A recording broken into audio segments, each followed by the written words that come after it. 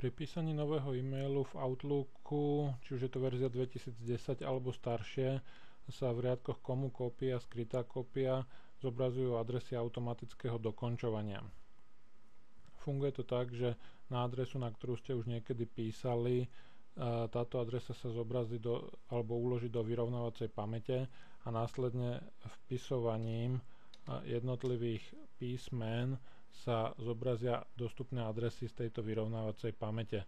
Následne už stačí len na adresu kliknúť, prípadne ju vybrať tabulátorom, aby sa dopísala. Adresu, ktorú už v zozname nepotrebujete, tak jednoducho môžete odstrániť v pravej časti tlačidlom odstrániť. Následne sa zobrazia samozrejme ďalšie, pretože ten zoznam je širší. Takisto zmenou písmen sa bude zobrazovať v zozname iné položky adries.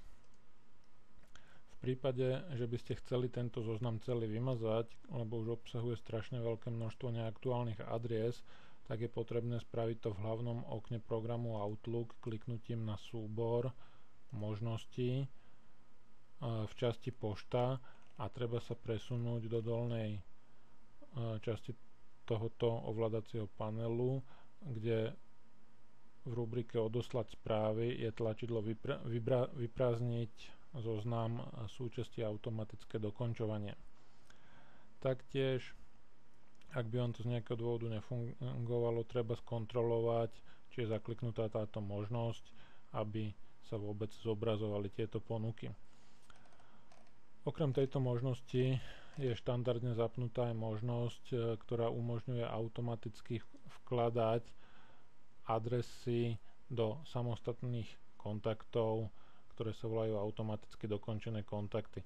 To znamená, že tieto adresy máte dostupné priamo z kontaktov, no a taktiež sú vo vyrovnávacej pamäti. Ak by ste potrebovali adresy z tej vyrovnávacej pamäti automatického dokončovania vybrať a ďalej nejakým spôsobom spracovávať, tak je na to potrebných niekoľko ďalších úkonov. V prípade, že to potrebujete spraviť, neváhajte ma kontaktovať a rád vám s tým pomôžem.